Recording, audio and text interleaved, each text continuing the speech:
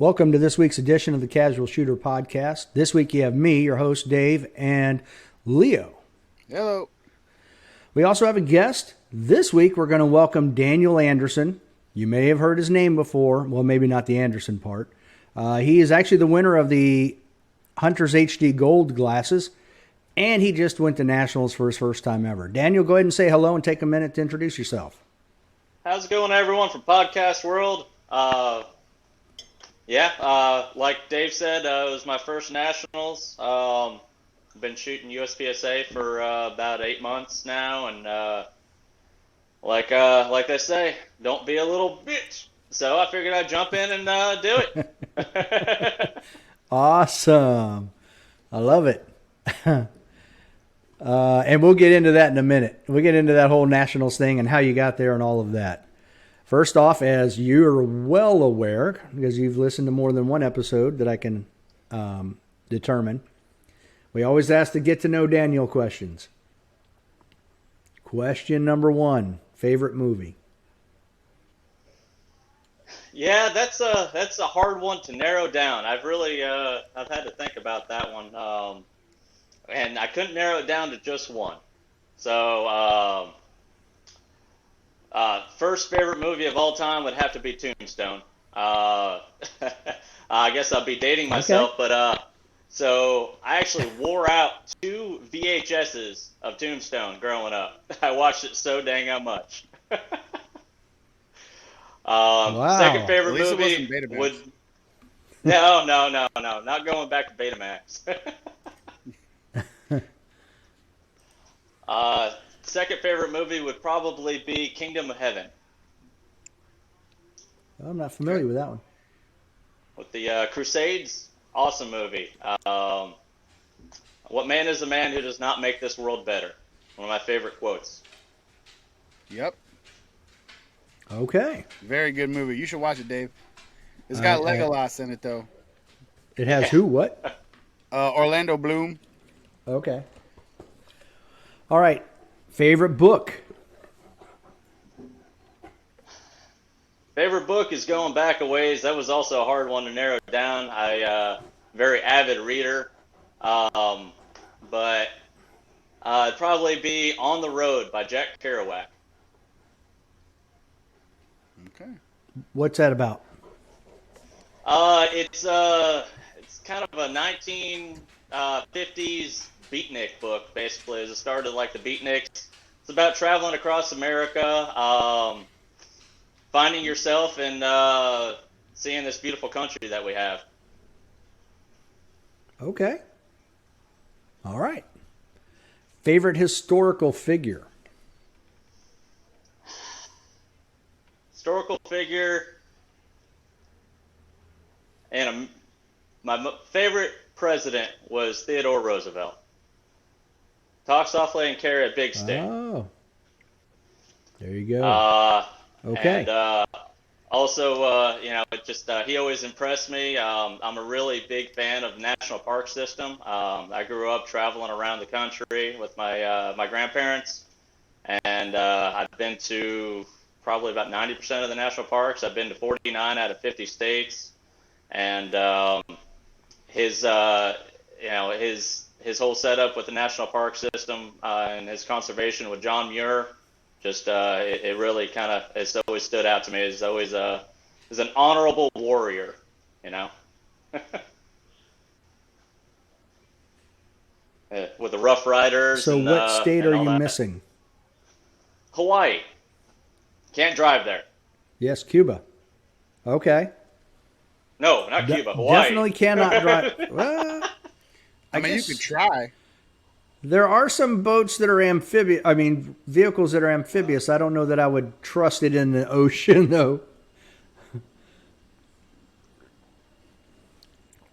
All right, your favorite gun and caliber, as you know, they don't have to be, if you say 45 is your favorite gun, the 1911 is your favorite gun, you do not have to say 45 is your favorite caliber. That's your example. Well, the 1911 is my favorite gun. I grew up shooting 1911s. I know it's default, and but that's John Browning, another one of my heroes. I mean, you can't beat it. What, 2 world wars, right? Yeah. um, Yep. I've got my granddad's Colt from Korea, actually. I grew up shooting Oh, that, and I've got a wow. couple other Colts, and I've got a couple Kimbers, and a couple other different 45 or 1911s, and just that, you just can't beat it. It's perfect, and it's engineering at its simplest and best. Agree. As far as caliber goes, on a 1911, I prefer a 45, but um, caliber in general on a pistol, generally I prefer 9 millimeter. Um, but on a 45, or on 1911, I prefer a 45. In a 45, you prefer a 45? Yeah, 45, I prefer a 45. Stick to 1911, the I prefer a original. 45. Now, what about rifle? Do you shoot any rifle? I do actually. That's what I grew up mostly shooting was rifle. I always loved rifles, and that's kind of what got me into USPSA because I wanted to increase my pistol skills. But I've got a couple Remington 700s, and that's really my go-to. And I like my 308.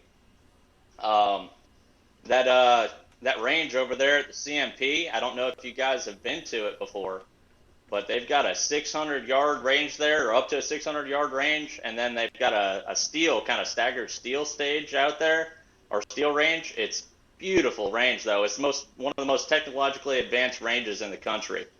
But I take my 308 out there, and I can hold a pretty good grouping out there, about 2.5 inches at 600 yards. That's fantastic, actually. It's better than half minute of angle accuracy, so that's good. Are you there, Daniel? Yes, sir. I'm here. Okay. Your video has gone away a little bit, but your audio is perfect, so we're going to keep it rolling. All right. So, what gun? Now, you shot production, I did. correct? Hmm. So, what gun did you shoot at Nationals? I've got a CZ Shadow 2. And if 1911s weren't my favorite, that gun would definitely be my favorite.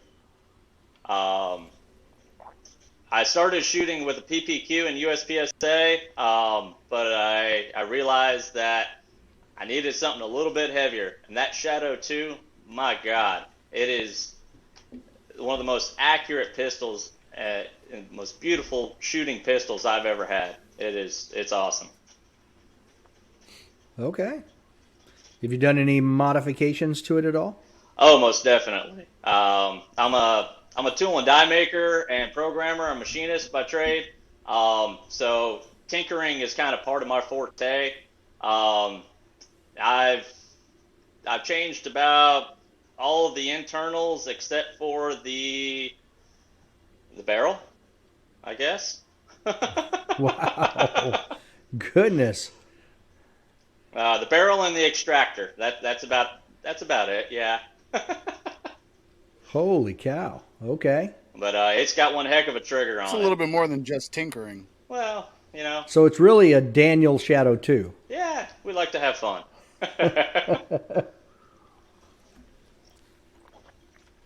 All right. So you said you got into shooting competition because you wanted to get better with the pistol.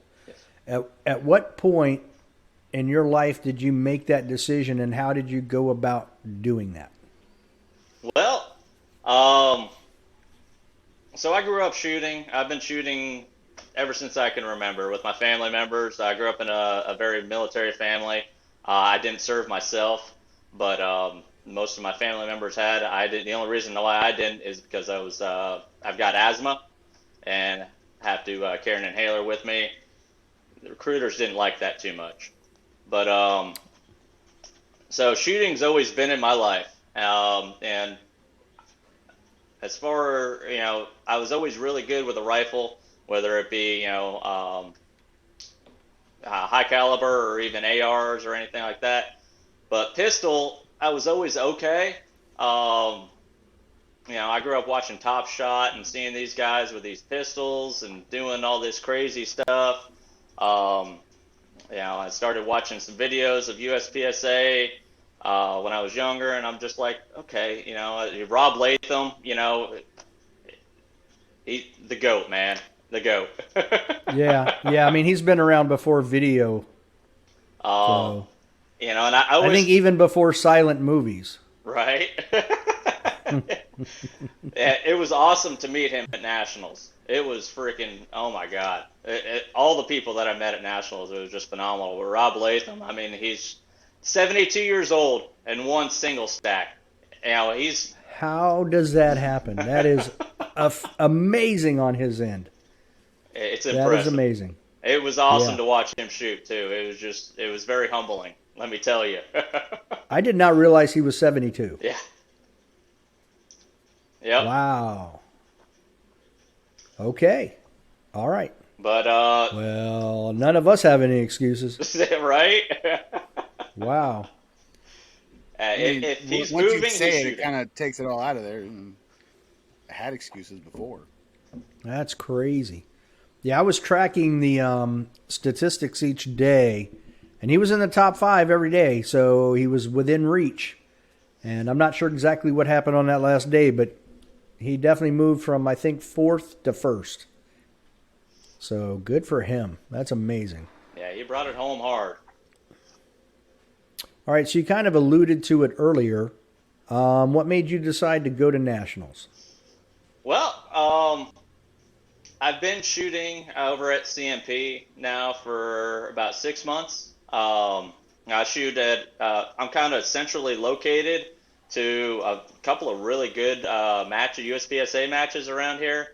So I'm about an hour for the CMP, about an hour from Huntsville, and about an hour from Birmingham.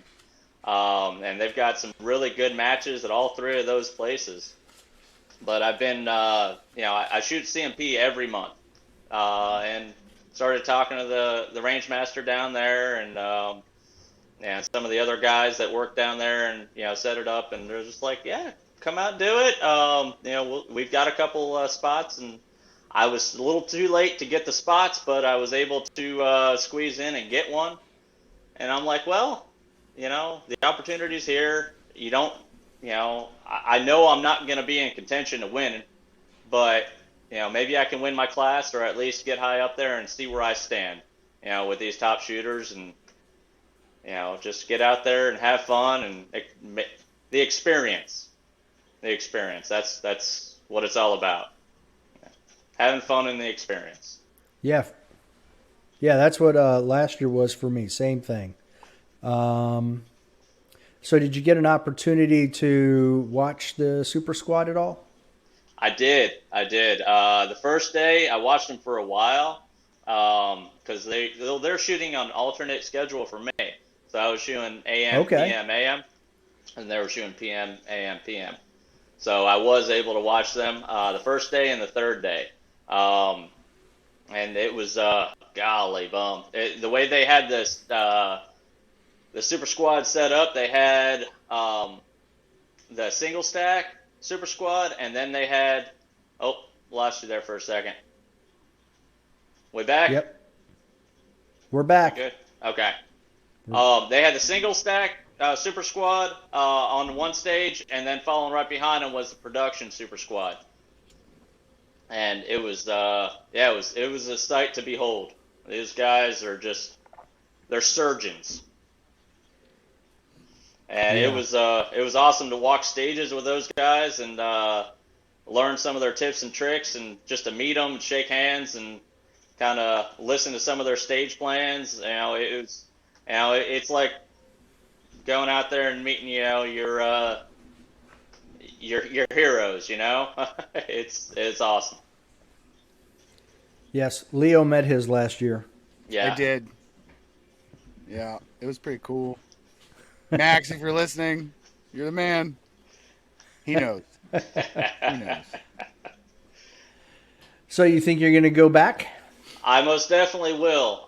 From what I'm hearing, that they're going to be at the CMP now for at least 2 more years.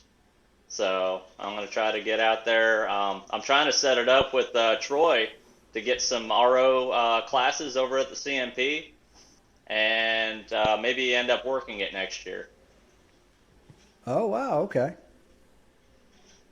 Very neat. Then you'll be able to run the super squad through there. Yeah, that'd be cool.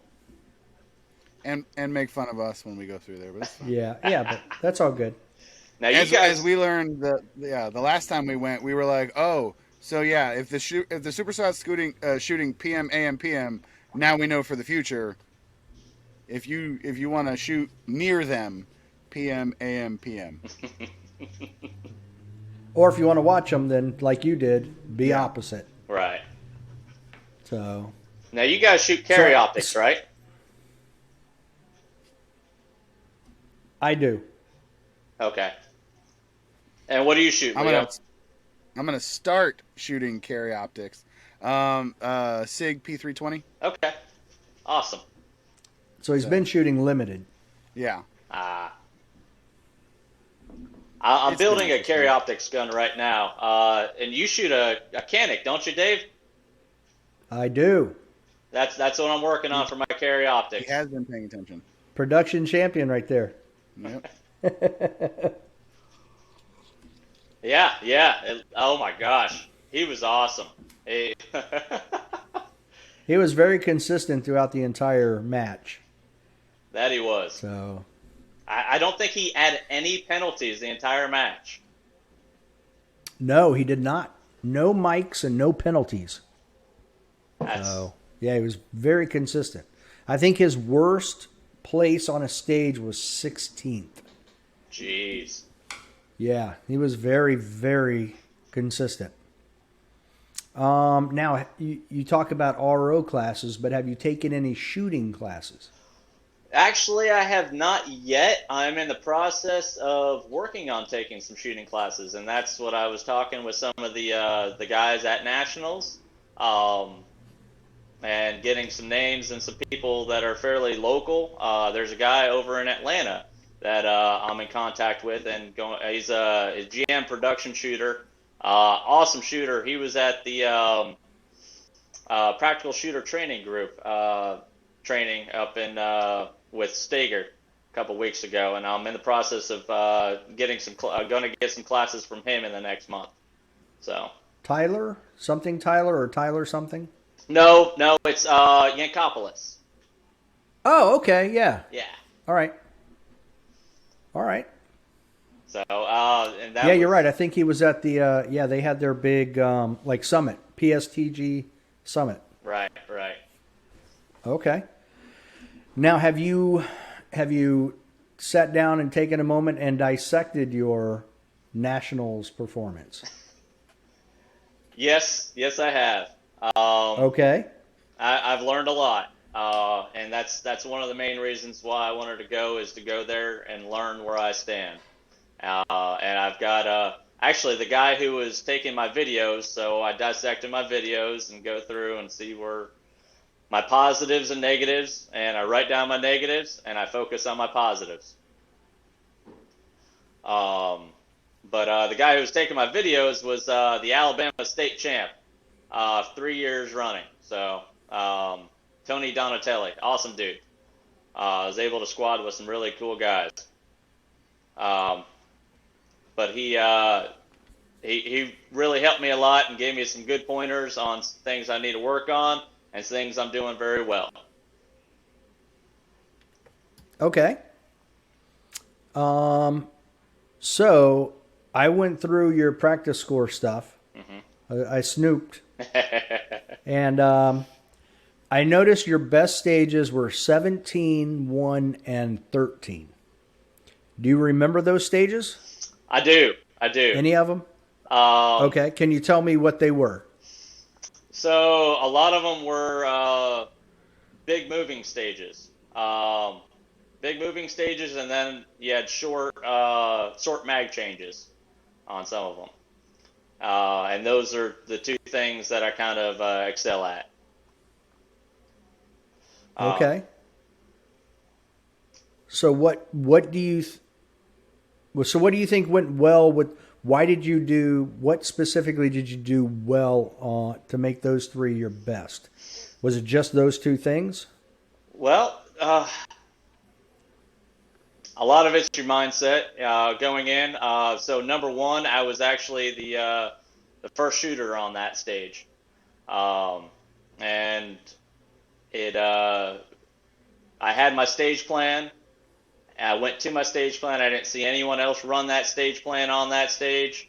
I focused on it and I did it, you know, blindfolded basically, um, rather than going in there and changing it up at the last second. Okay, that happens. Yeah, yeah. I mean, you see other shooters run through it, and you're like, oh, I can speed it up here. I can do this. And, you know, I might shave off a half a second doing that. Run your stage plan, focus on your stage plan, do it to the best of your ability. Yeah, because it never works out the way you want it to if you change it. Right. So at the end of those stages, did you know that you had shot them very well? Well, the scores were posted instantly, so that helped. But I did feel good about those stages. Yes. Okay, so when they say unload, show clear, and you holstered your pistol, at that moment you felt like, yeah, that was a good one. For the most part, yeah. Sometimes, you know, you're always in question walking through. There's always that one target that it's like, okay, I think I saw two alphas on that, but I might have pulled a delta.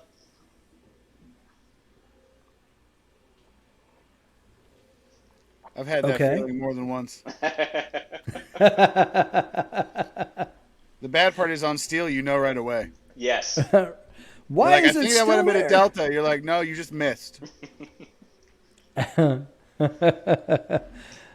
All right, so we're going to go on the opposite side this time. Stages 14 and 15. You had, let's start with stage 14. I don't know if you remember what that was. I don't. Give me a second. I'll look But it you up. had two no shoots. What Uh, were the arrays? Sure. okay. I think that those were the second day. I was okay. So yeah, it's 14, 15. There was quite a few no shoots on that second day. Those were up on the C section. They were all the classic IPSC targets, so it was a little bit different. I haven't really shot a lot of the IPSC targets myself. My grip was hurting. I wasn't holding it in tight enough, and there was a lot of tight shots, and I needed to slow it down and call my shots a lot better. Okay. So you think you just got ahead of yourself? Is that what it was? I did. I went too fast and I didn't focus enough. I did make up a lot of my shots though. I didn't have as many mics, but I uh, I didn't focus hard enough and take my time on the tight uh, no shoots. So the very next stage, 15, you had three more. What were those? What was that array? Well, actually, that one there, I shot that stage twice. Oh, Now you've heard the whole popper scandal with JJ, nope, right? haven't heard anything about it. No, no, I'm sure not. Nope, um, didn't hear anything about JJ Rakaza in a popper. Nope.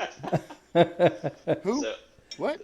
the wind was blowing pretty good that day, and especially up on that C area where actually that's where JJ was shooting. And the Okay. way the wind, I guess, blew up on it's kind of higher up on that area there. They must have tightened up the poppers a little bit. I don't know, but so I got a reshoot on there. So I shot it a lot better the first time than I did the second time.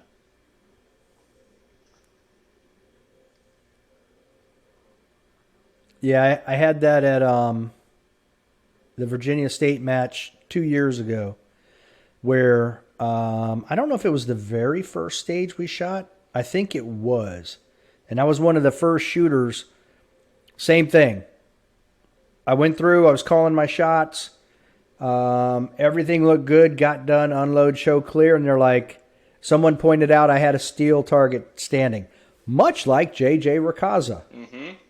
And I had a hit in the circle of the popper. Right. And so the rangemaster came down, Jim McBurnett shot it. It did not fall. So I got a reshoot. I'm like, awesome. They're like, you ready? Or do you want to shoot now or later? I'm like, no, I'm ready. Let's go. Yeah. Then I had 2 sets of double targets that I completely went by. So I had 8 mics and 4 failure to shoot at. Dude. So crushed me on the very first stage. Yeah. Everybody at some point has been through that. Mine, I destroyed a stage at Nationals. Like, I literally shot the cable that activated the popper. He did. He literally did. At like 20 yards. Yeah. Totally on purpose, by the way. Yep, because I'm that good. Get it, man. But then you have that moment like, oh, do you want to reshoot? I'm like, you know what? No. Because sometimes you're just like, I'm going to take the minor infraction or the minor loss in points because the reshoot could just obliterate your soul. And yeah. We've all been there. Yeah, I went from like a even with the mic, I did the math on it. I was like a 4.1. I went down to a 2.3 afterwards with the no shoots. Wow. Holy cow. Yeah, that's... Wow. So, with those 2 stages, if you were able to reshoot them, like let's say this coming weekend you had a local match coming up and they were going to have those stages there, and you knew because they, Facebook, wherever they posted what the stages were going to be, what would you do differently when you shot them? Slow it down. Other than not shoot the no-shoot. Not shoot the no-shoots. Yeah, most definitely. 2 on Brown, man. 2 on Brown. Without stating the obvious. Right. Slow it down. Make sure I got my grip. Hold on to it and grip it tight. And that's now, what I was pulling a little bit low left. That's what pulled my no shoots. Okay. Do you ever listen to Steve Anderson's That Shooting Show? Before every match. We might. He's always talking about hate mail from Arik Levy. We might get hate mail from him because you keep saying slow down. Well, yeah, yeah. Go fast, call my shots.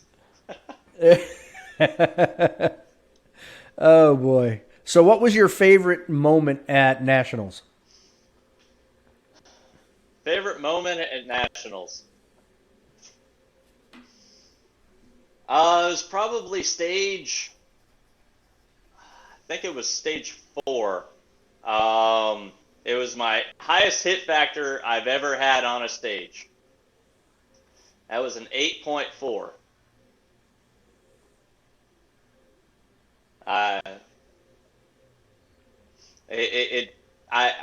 Up until then, my highest hit factor, well, I guess I got a high hit factor the day before. I finished out day 2 with a hit factor on one of my stages at I think it was 7.4.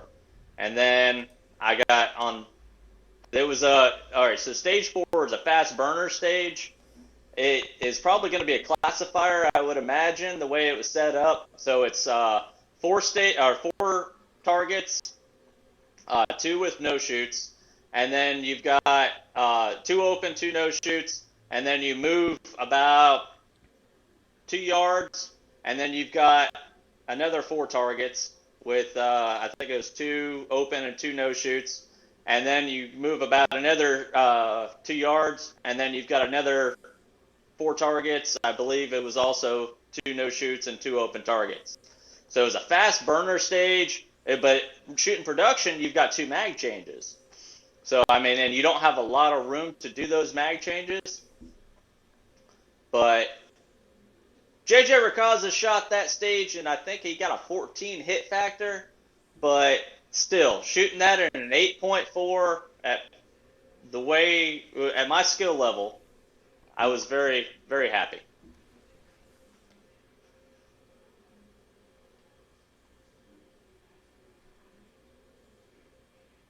Though I did shoot it the week after. We did Okay. because I do shoot CMP. Now, did you go to nationals by yourself? I did. Yes, I was by myself. I didn't have any buddies there, but I met a lot of friends along the way.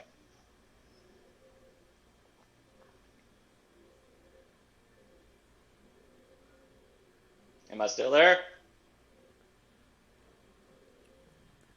All right. Am I breaking up? Right. Now, let's back up for a second. You shot the classifier the next weekend. How was your hit factor in comparison to when you shot it at nationals? I got a 9.1. Yes. So I stepped it up, and I got it at 11 seconds. With mostly alphas. I think I had like 4 Charlies.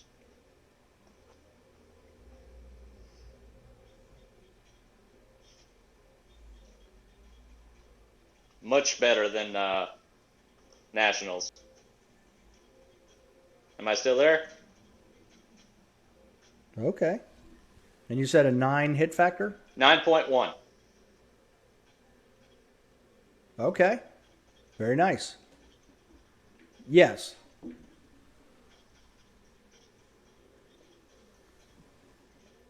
Very nice. Now, what are you doing for training for improvement? So I've got some property here in Alabama. I've got a stage set up in the my backfield.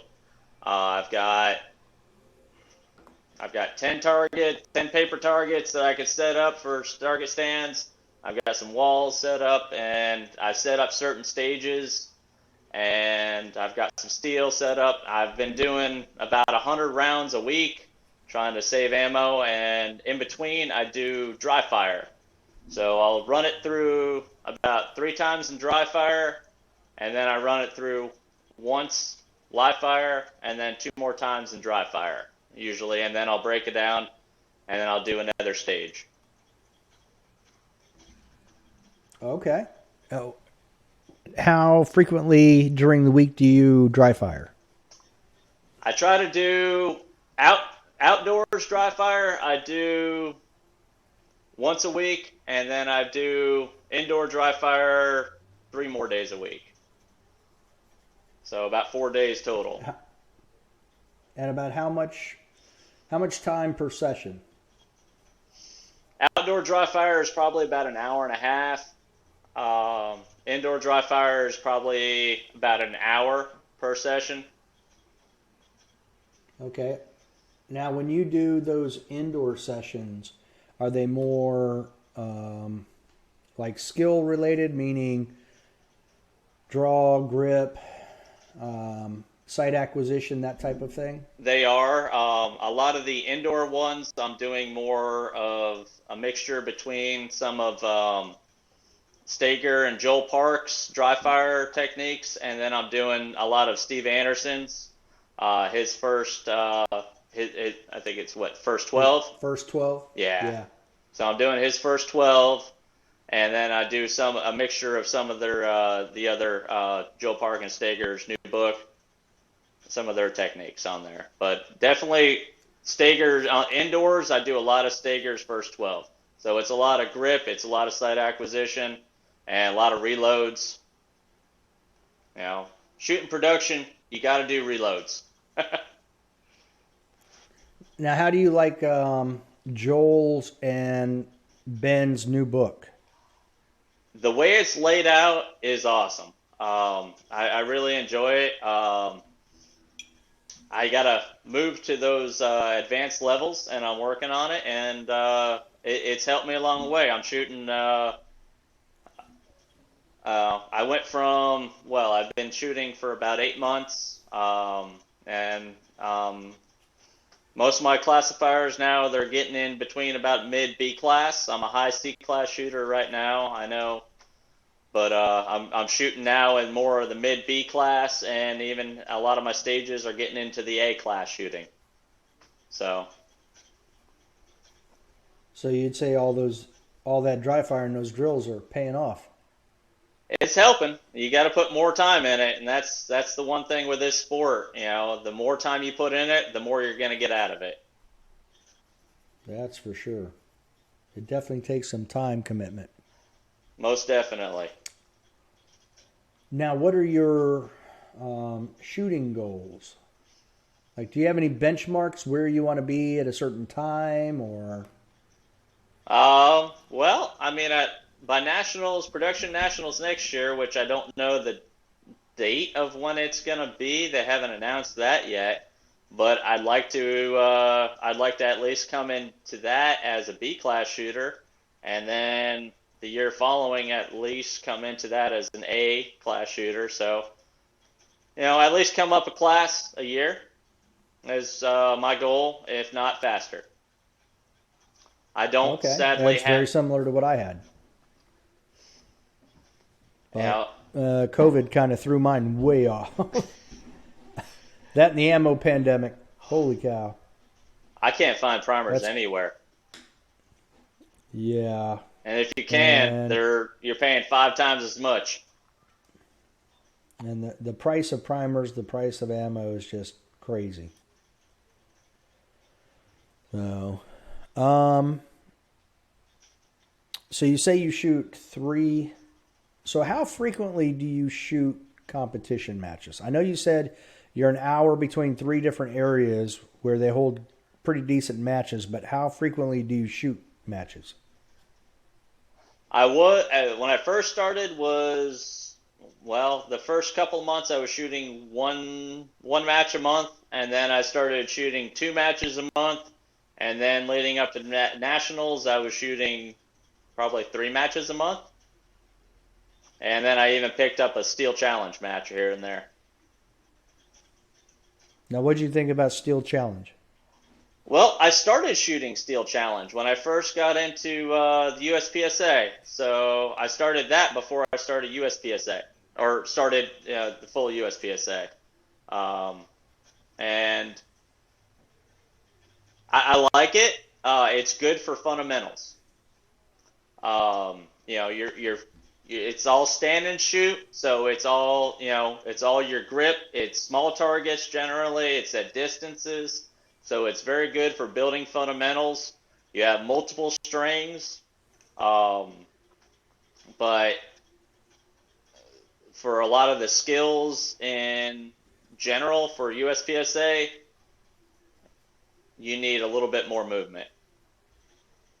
Oh, I totally agree. I kind of feel like Steel Challenge is almost like real time test of how much practice dry fire you did with Steve Anderson's first 12, you know?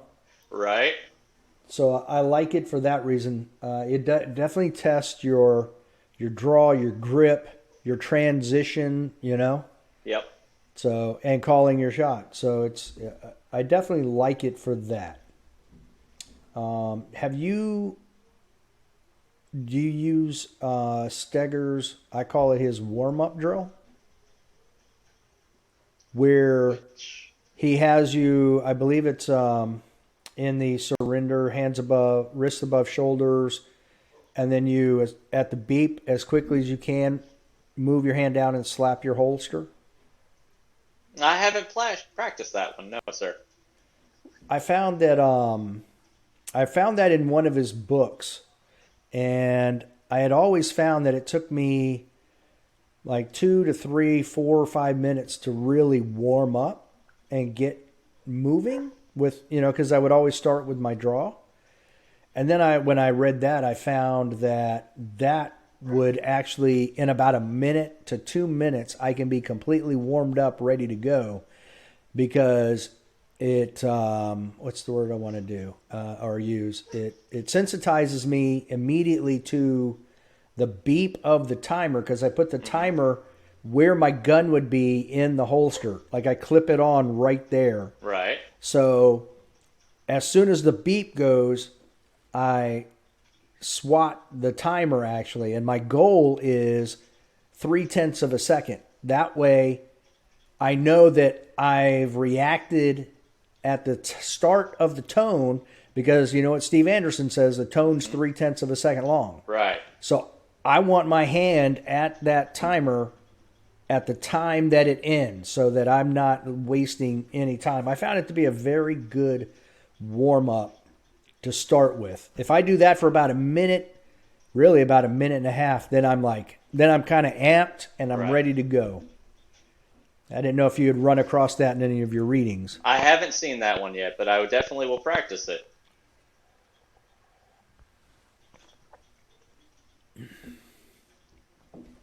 So you're having the same ammo issue we are. So we're not the, as we've listened to other people in podcasts, we're not the experienced shooters who have gone through this in the past and were prepared for it. No, I've got a few thousand primers left, and I have a feeling I'm going to start slowing it down here in the next couple months unless I can find some. So how are you going to prioritize what you have left? Like I said, a lot of dry fire in my live fire practice. So I may end up toning that down. Instead of 100 rounds a week, I may tone it down to 50 rounds a week, and do a full J Beal kind of thing and do a lot more dry fire. Yeah, that guy is, he's the king of dry fire. He's got to be the king of dry fire. I wish I had that basement. My God. Oh, well, he and his brother are very creative, to Right? say the A lot least. of ingenuity. Yeah, they're very good with building stuff, and it's very impressive. But I guess you've probably heard some of the episodes with him where he'll go and shoot 5 rounds, and that's his entire live practice. You're like, wow. I wish I Or could do that. I think 12 rounds was another one. And he's like, okay, I'm good. It's crazy. Well, I mean, you get to a point, It's all you crazy got to good. do is feel the recoil. But Oh, see, that'd be a good spot for Huggy to finally chime in and say, I got this cool fire thing. Not a sponsor. And then shoot me in the face. Never gonna let that go, man. Never gonna let it go. No, that's definitely Yeah. burned a hole in your soul. Yeah. For sure. In my head. If it had Yeah, actually in been your pointed head. at me. It's fine. Have you seen the Cool Fire Trainer, Daniel? I've seen it. I have not used it. Is the recoil as accurate, or is it close? He said it's, I don't remember the percentage. It's not the same. It's not 100%, but I still feel like, especially with the ammo shortage going on, that, you know, if you're doing transition stuff, it would still make you call your shots, and then, you know, you have to get that second shot on target before you can move, but you could still work that timing in dry fire with it. I want to borrow it from him because he and I use the same gun. Not the same gun, but the same type of gun. Right. He also shoots a Canic. Yeah, we're not that poor. Right. Right. So I want to borrow it from him and find out how well it actually works in recoil. I wonder how the cycle time is. If Yeah, it's it's been similar interesting to having feedback from some of the like a people we've 147? interviewed saying, Sorry, Leo. Go ahead. man, Yeah, I don't think it's as snappy as like no, a you're fine. yeah. I don't think it's as snappy as a 115 or a 124, but yeah, maybe a 147 is about right. Okay. I don't know. We'll have to find out. But yeah, the people we've had on are like, hey, if it gets you to go out there and practice, who cares? That's it. You know.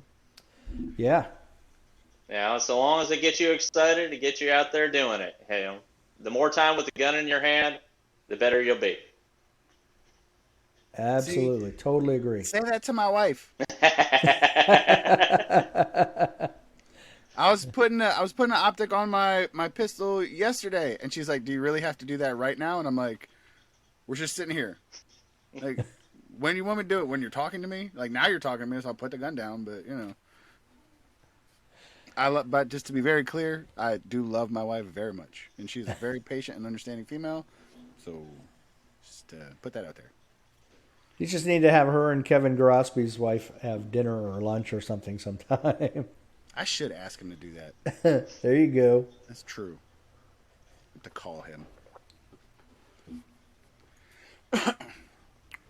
So I'm gonna break off of pistol for just a second. Have you shot any because we were talking rifle earlier? Now, have you shot any rifle competition or even considered it? I've considered it. So there's I think is it the NRPS or no? What is it? PRS. PRS. There's a PRS competition. It's about an hour and a half from me here in Alabama. It's probably one of the longest ranges here in Alabama. I think they go out to about 1,400 yards. Okay. It's just west of Birmingham, and they've got a beautiful range out there from what I hear. But I don't think my 308 is going to quite go out to 1,400 yards, so I would I don't know. I'm contemplating building a 6.5 Creedmoor setup and going from there, but we'll see how it goes. Yeah, that's a good plan. Dave. You know, there's another option too, Daniel. I haven't shot PRS, but I have shot NRA high power, and the one thing, I mean, I love shooting long range stuff, but shot calling is just as critical, if not more, in rifle competition, because the nice thing about the NRA is it's typically slow fire. Right. So you have, at 600 yards, you have 20 minutes to fire 22 rounds. So you've got plenty of time, but it requires that you, number one, as soon as you pull that trigger and you feel the recoil, to know where your reticle was at the time that the trigger broke. Because that's when your recoil is going to begin right there. And then, your target goes down, it gets scored, comes right back up, and then you can see where your impact was. So then you can see where you called it, where your impact was. And, obviously there's just your holdover. As long as it's within what I would figure a half a minute of angle, you're spot on. Right. So since you're that close to CMP and you like it, that might be an option. Yeah, I'll check out and see if they've got any competitions out there for that. I'm sure they do. Yeah, I imagine they do. I'm actually kind of jealous that you have rifle and pistol so close to you. Yeah, we might need to move, Dave. I'm thinking we do. Alabama's a beautiful state. Roll Tide. I think. I'm not sure. It's hard for me to say that as a Longhorn fan. I gotta be honest. I didn't go to college, and I heard it in a movie. I think. Something about a beach. Yeah, I think it was Forrest Gump, probably. If you do move to Alabama, so you have to decide either you're Roll Tide or War Eagle. You cannot abstain. They get mad if you abstain. I moved here about 12 years ago, and I'm a Florida fan. I grew up down in South Florida. I'm a Gators fan, and they kind of look kindly on Gators fans, but you have to decide on college football. It's big around here. Wow. So which one are you closer to? So I guess I'd have to pick that. What was that, Leo? That's the only one I knew, so I guess I'd have to pick that just because, I don't want to betray them because I didn't know the other team. Now, are you closer to Alabama or Auburn? Uh, I think Tuscaloosa is closer to where I'm at, so Okay. but they're not far from each other. I mean, I think Tuscaloosa is about 2 hours away, and then Auburn's about 3 hours away. So Okay. You're saying a lot of words that I don't understand.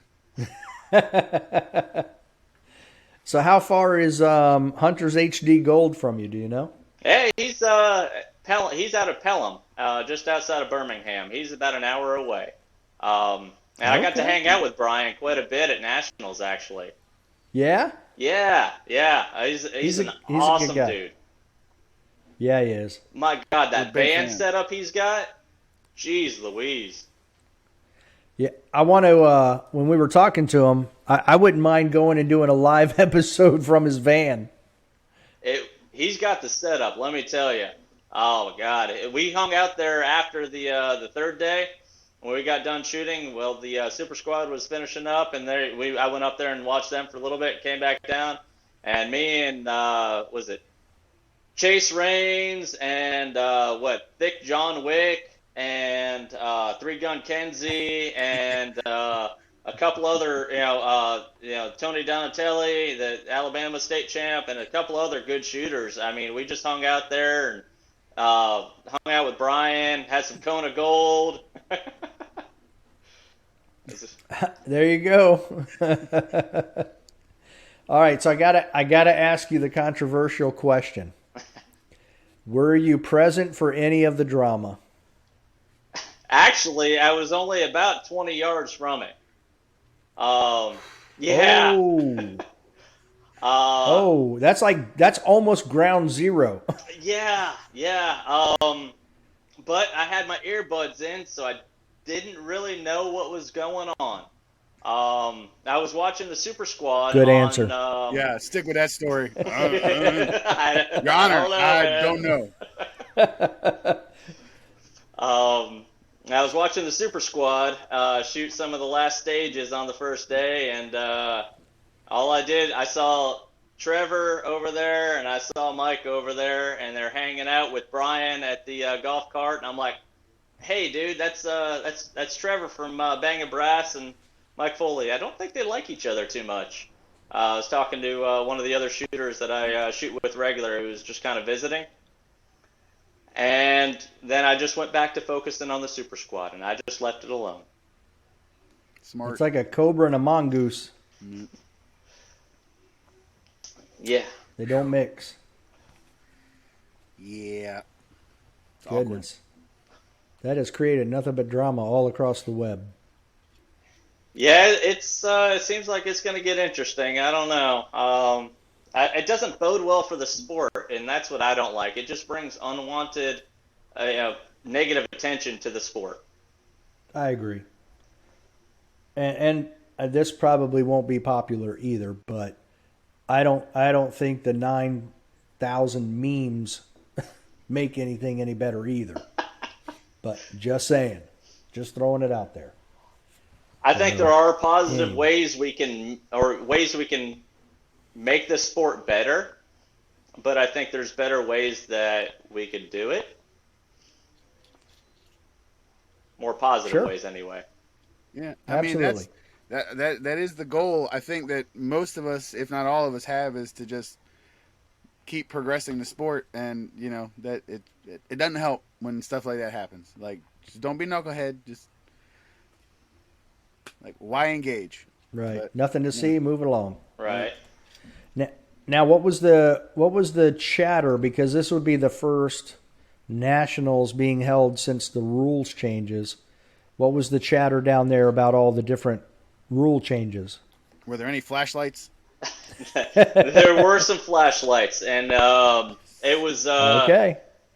the ROs had a difficult time with that, actually. So because Really? yeah. Well, they had to make sure they function, right? They have to be functioning lights. Did they check every single shooter before the start of every single stage? I only had one guy in my squad that had a light. Okay. but he got checked, I don't know, maybe about a quarter of the time, but Okay. they forgot to check. They didn't remember to check at the beginning. So the way I heard it later on in the match is that you're supposed to announce that you have a light so the RO can check it ahead of time. Well, he It's like never declaring announced it. bankruptcy. I have a light. He never announced it, Uh, so they would always have to check it after he already started the load, and it became an issue there. oh wow. Interesting. Okay. But as Huh. far as the belt changes, it was not an issue whatsoever. I changed my belt setup because of the bag that I use. My range bag is a backpack, and I was breaking mag pouches off of my belt, having them with production going all the way around my back. I'm a small guy, Right. so the mag change rule really helped me a lot. So I now how many mags were you able to move forward? Just the one mag pouch or two? Well, I think I've got only two behind my hip now. I have three in front of my hip and a magnet, and then I've got two Okay. behind my hip. It's very much Now like did an the open setup. okay. Did the magnet help out at that match?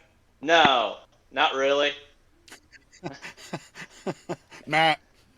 But it did help out at the match the week beforehand in Birmingham. We had an Did they have like unloaded an table start. okay, and you had all your mags on the table? Right. Okay. That's where I see it being a big help. But they did have a stage. I do run steel mag bases, and they did have a stage where you had to change from a barrel that had magnets on it.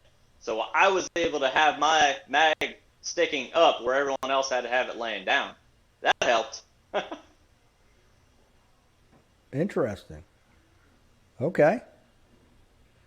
What do you know why they had a magnet on it, or was that just happened to be? Well, they were supposed to change the stage plan and have it where it was you had to start with your mags on the magnet, but it was never actually written up and finalized that way. So the RO was supposed to do that, and it just is never finished. And there was also some of the wording was actually kind of open to that, and there was some gaming going on with that, from what I found out by um, the president-elect, actually, where or the president. Sorry, he's not president-elect. He's been elected. Where you just had to tap the mag on the barrel, Biden? Biden? the way the wording was. You don't actually have to have your mag on the barrel. So, hey, if they're game, Oh, if there's a way to game it, they will find a way to game it. right. You know, gaming is just a neat term for bending the rules. Yeah. If you're not So cheating, you ain't trying. that's right. You get caught, you're not trying hard enough. That's right. Okay. I think that was the biggest thing from the rules changes. So okay. Leo, you have anything else? I do. I actually have three questions. Okay. My first is, how comfortable are those glasses? Dude, I love them. I actually wear them not just for shooting.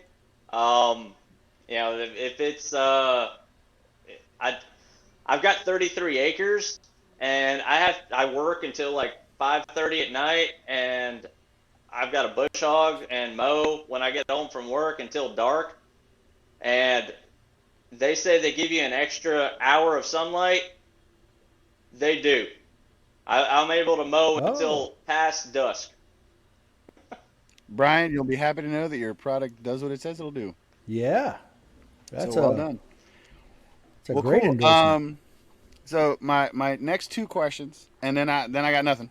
Do you have a shooting mentor? like somebody that has guided you through the beginnings of your yearling career of being a USPSA shooter? I do not. Everything I've learned has been on my own. I've met some people along the way at different matches, and have given me some tips and tricks along the way, and that's one of the things I really love about the USPSA is the shooting community. Everyone is very helpful. Everyone, if they see something that you can work on, when you're shooting a stage at a match, they'll give you tips. They'll say, "Hey, try this." If they see you having issues with your ammo or your gun, they'll give you little tips on that. Um, Everyone's been very helpful, but I don't really have a mentor. Everything I've really learned on my own, doing my own research and my own practice. Well, then I think you'll make a very good mentor for somebody.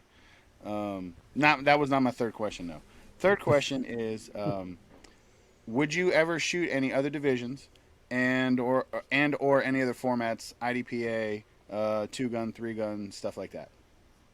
Well, I'm building at Carry Optics Canic right now, so I can settle up with against Dave over here and Nationals maybe next year. He's doing Or in that now, October. and then when you beat him, he's gonna be like, "Son of a." Give me those glasses back. He's just gonna be happy. That he's gonna It's have a only triplet. because of the glasses. That's Yeah. what it is, man. They changed, But so yeah, you so don't then have to. would you shoot IDPA or 2-gun or anything since you're a big rifle guy? Well, I've thought about two gun. And actually, my initial idea for getting into the sport was actually three gun. This was a couple years ago. Three gun was big, hot, and heavy. Actually, I first bought the AR, and I've got my AR set up. I've got a nice Daniel Defense already tuned up and ready for three gun. But I mean, with the price of 223 right now, I can't go for that.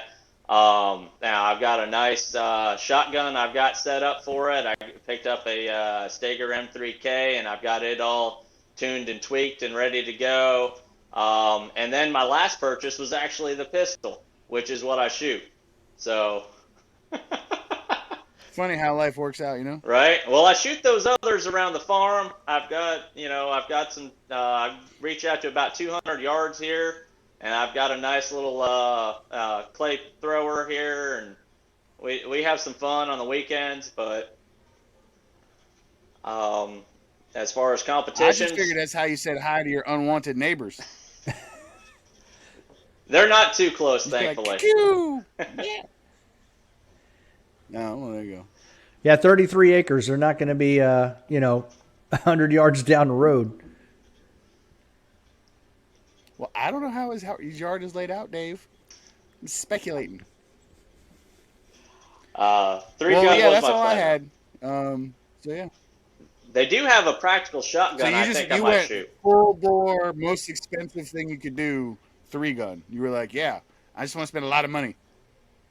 Well, it was over time, you know. Oh, okay. So you have what you're thinking about shooting? They have a practical tactical at the this range down in Birmingham. So it's shotgun and pistol. I'm thinking about trying my luck at that and seeing how that goes. They do that once a month. That Okay. seems pretty Cool. interesting. Not a bad way to spend a Saturday. Nah, Right. sounds like a good time to me. With some beers and burgers Shotgun's afterwards. always fun. There you go. I Nothing mean- wrong with that. I feel like we're moving to Alabama, Dave. America. Yeah. Well, Daniel, do you have any final comments or any plugs you'd like to add? I don't have anything that I can think of. I'm just starting out in this sport and learning a lot and just having a good time and enjoying myself. If you're not having fun, then why the heck are we here? Exactly. Truth. Well, I would like to take just a second and thank Brian for allowing us to give away one of his pairs of glasses, and I'm ecstatic to hear how much you like them and the fact that you wear them all day long. That's awesome. Most definitely, they are awesome glasses. He's putting out one heck of a product. Uh, I can't say enough good things. He's an awesome I'm gonna have to guy. look into it. He supported the sport. I mean, he's got it going on. Yeah, he does. Agreed. Well, Daniel, thank you for coming on the podcast. We appreciate your time and information. Hope to see you on the range and at Carry Optics Nationals, and I hope you don't beat me. I don't know that I'll shoot it this year, but possibly next year. But I'll definitely swing on by and see you guys, and maybe I'll bring some of my homemade wine. All right. I'm in. Sounds like a plan.